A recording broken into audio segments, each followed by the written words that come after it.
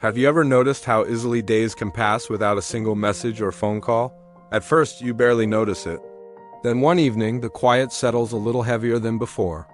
Growing older alone can sometimes feel like drifting through a long afternoon that never quite ends, where memories speak louder than voices. But there is something important I want to share with you. Something learned through time, observation, and honest reflection. Solitude does not have to mean sorrow. Living alone does not mean your life has lost its value. In fact, for many people, this stage becomes one of the most meaningful and peaceful chapters they ever experience.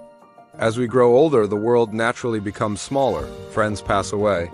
Family members grow busy with their own lives. Phone calls become less frequent and invitations fade. Many people believe that happiness disappears once companionship fades. But the truth is very different. Living alone can be deeply fulfilling when you learn how to build your days with intention and care. Today, I want to share several powerful ways to live happily on your own, especially if you feel you no longer have close friends nearby. These are not empty ideas or quick fixes. They come from real lives, real struggles, and real growth. Each one can help you rebuild your emotional world, soften the silence, and make peace with a solitude that may once have frightened you. One of the first and most important shifts happens when you begin to reconnect with yourself. After decades of caring for others' children, a spouse, family, co-workers, it is easy to forget who you are when no one else is around. Many older people wake up one day and realize they don't recognize themselves anymore, not just in the mirror, but in their thoughts. Learning to enjoy your own company again starts with small, gentle acts. Make your morning tea or coffee exactly the way you like it. Sit where you feel most comfortable, not where guests once sat. Speak kindly to yourself, even out loud. The sound of your own voice reminding you that you matter has more healing power than most people realize. When you stop defining yourself by who you were to others and begin defining yourself by who you are in the present moment, your home changes. It no longer feels empty. It begins to feel safe. I once met a man in his late 70s who told me that after his wife passed away, he ate every meal in silence for months. One morning, he decided to set the table for one, light a candle, and eat slowly. It felt strange at first, he said. But then he realized something important. He was still worth the effort. Solitude is not the absence of life. It is the presence of self. When you begin to see your time alone as something to explore rather than something to endure, your perspective shifts. You notice the way sunlight moves across the room. You notice your breath. You feel the freedom of answering only to yourself. Your living space plays a powerful role in this transformation. A lonely home is not defined by silence, but by how it makes you feel when you sit inside it. Many older people leave their homes exactly as they were years ago, filled with reminders of who is no longer there. While memories are important, living surrounded by loss can quietly keep you stuck. Your home should support the life you are living now. Small changes make a big difference. Rearranging furniture, adding a plant, changing the lighting, or replacing painful photographs with images that bring warmth can renew the emotional energy of a space. Your home does not need to be a museum of the past. It can be a place of peace. I remember visiting a woman in her 80s who told me she couldn't tea-sit at her dining table without crying after her husband passed away. One day, she bought a small table for one and placed it near a window. She began eating breakfast there while watching the sunrise. That simple change transformed her mornings. Fill your home with sounds that bring comfort. Music, audiobooks, or familiar voices from a favorite program can soften heavy silence. Silence is not harmful when it feels calm, but when it feels heavy, it helps to gently break it. Beyond your space, your time also needs meaning. Many people try to fill their days with distractions just to make the hours pass. But emptiness doesn't come from having nothing to do. It comes from having nothing to look forward to.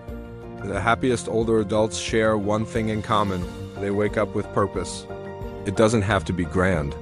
Tending plants, feeding birds, volunteering occasionally, or writing memories can give structure to your days. Purpose keeps the spirit alive even as the body slows down.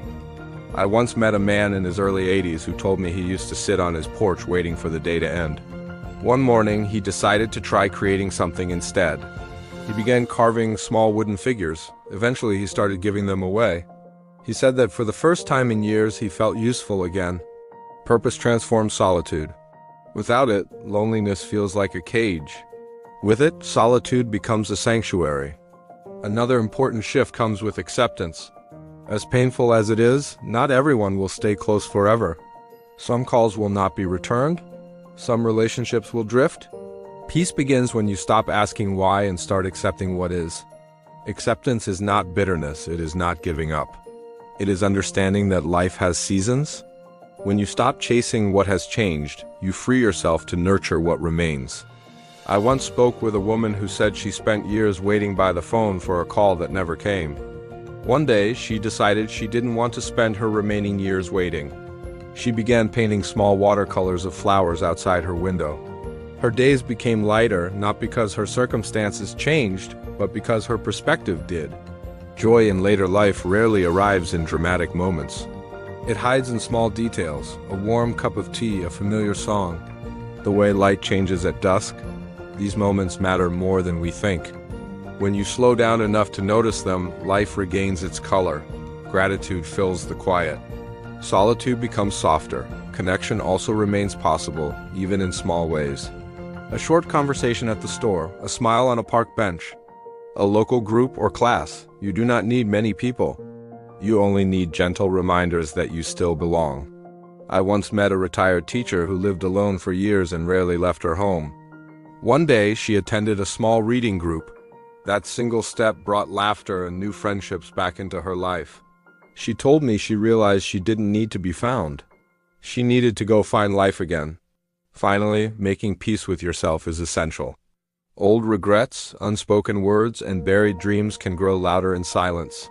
But forgiveness, especially self-forgiveness, brings deep relief. Forgive yourself for what you didn't know, for what you couldn't give, for the ways you changed. You did the best you could with what you had. When you stop punishing yourself, something beautiful happens. You begin to feel worthy again. Calm replaces regret. Solitude becomes gentle. Living alone in later years is not a tragedy. It is an awakening. It is a chance to finally meet yourself without distraction, to live quietly, honestly, and on your own terms. Solitude is not emptiness, it is space. Space to heal, to reflect, and to rediscover what makes your heart feel alive. And when you fill that space with kindness and purpose, you realize something profound. You were never truly alone. Thank you for being here today. If this message resonated with you, feel free to share your thoughts in the comments. Your voice matters. If you found value in this video, please like, subscribe, and share. Your support allows us to continue creating meaningful content. We look forward to seeing you again in the next video.